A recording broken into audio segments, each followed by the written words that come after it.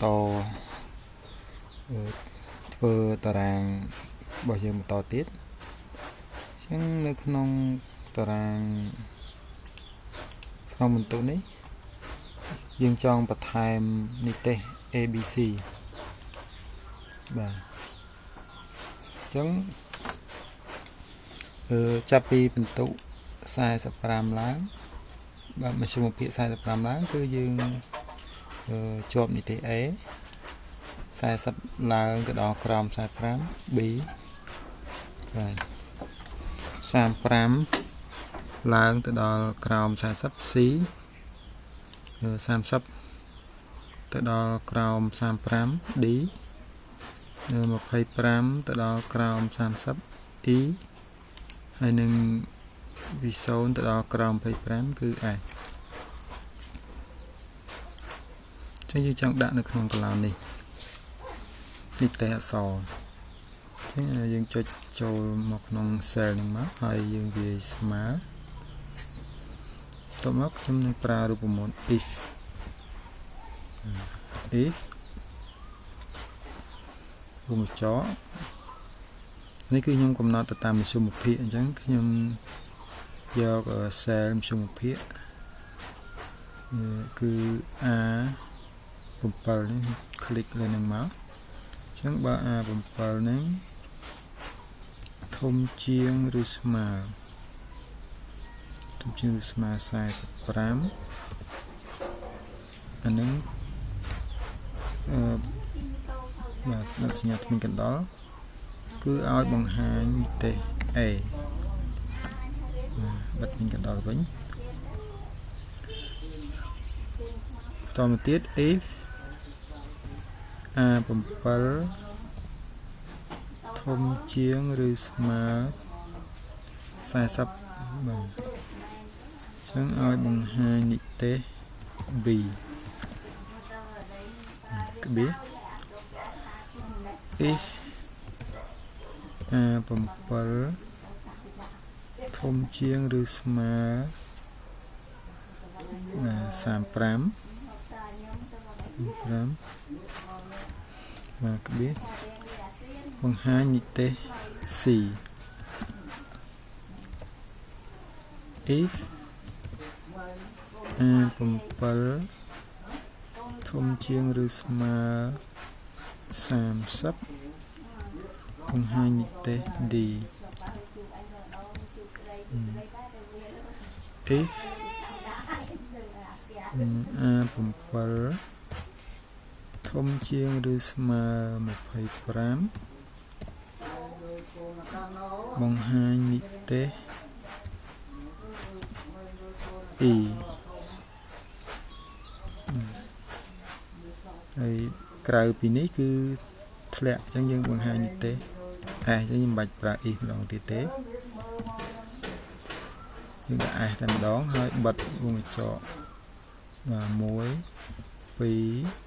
3 4 5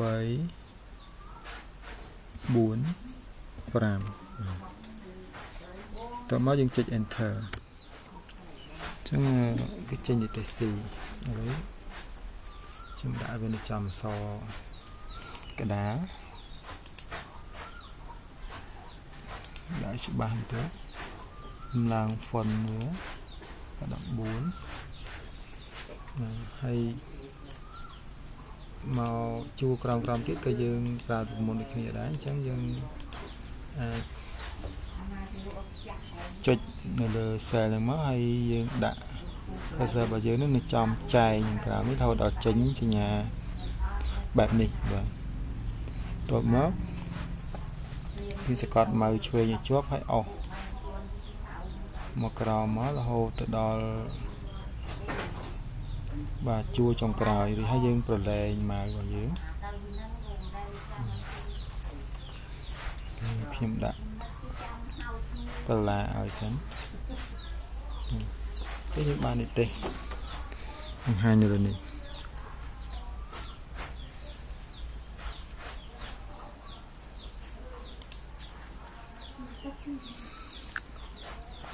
បាទហើយចំណែកនៅក្នុងតារាងចំណាត់ថ្នាក់នេះវិញបើយើងចង់ឲ្យចេញជានីតិ ABC ក៏បានដែរខ្ញុំនឹងបញ្ចូលនៅកឡោនមួយទៀតខ្ញុំបញ្ចូលកឡោនមួយទៀតដាក់នៅក្បែរកឡោនចំណាត់ថ្នាក់អញ្ចឹងខ្ញុំចុចមកខាងស្ដាំហើយខ្ញុំចូលពាក្យ insert sheet column បាទហើយខាងនេះខ្ញុំដាក់កឡោនមួយទៀតដែរ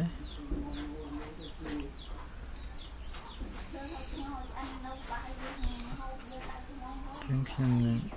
នេះកន្លែងនេះខ្ញុំដាក់ថានិទេស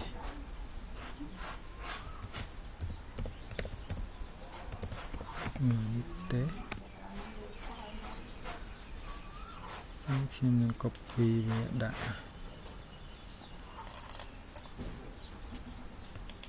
copy ដាក់ខាងនេះតែម្ដង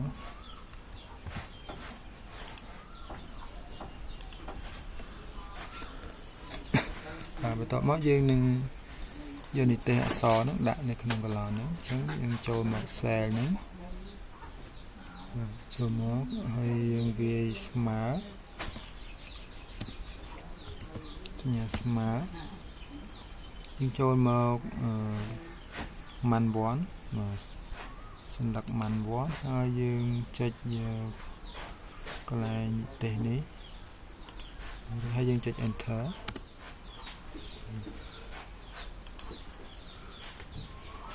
ចឹងចំពោះជួរក្រោមនេះក៏ដូចគ្នាដែរអញ្ចឹងយើងអាចអស់យកតែម្ដងយើងដាក់ cursor យើងហ្នឹងនៅត្រង់កែងហ្នឹងហើយចុចម៉ៅឆ្វេងឲ្យជាប់ហើយទាញមកក្រោមមកដល់តាមនេះយើងប្រឡែងចំណុចខាងនេះគឺយើងបន្តពីខាងហ្នឹងលេខរៀង23ចឹងយើងបន្តមកខាងនេះចឹងវាចូលលេខរៀង24ចឹងចុចស្មើចូលមក man 1ហើយយើងរកលេខរៀងបាទយើងរកជួរដេកទី24ដែលអានេះវាត្រូវនឹង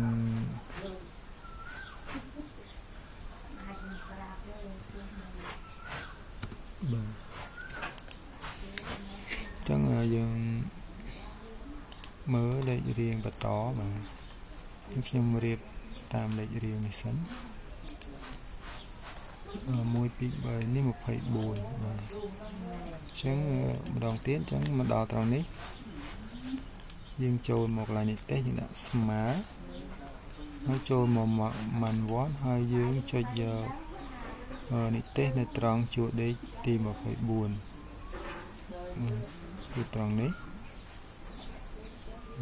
ហើយយើងចុច enter តោះមកយើងចុចនៅក្នុង cell ហ្នឹងហើយយើងដាក់ cursor នៅត្រង់កែងឲ្យចេញសញ្ញាបូកខ្មៅច្បាស់នេះតោះមកយើងចុចមកស្ដាំជាប់ហើយអស់មកក្រោមរហូតដល់ចុងបញ្ចប់មកដូចឲ្យយើងប្រឡែងវិញចឹងវានឹងបង្ហាញទេជាអក្សរនៅលើនេះឥឡូវខ្ញុំនឹងតម្រៀប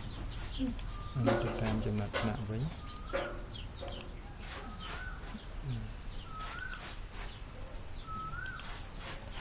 នេះជាលទ្ធផលដែលយើងទទួលបាន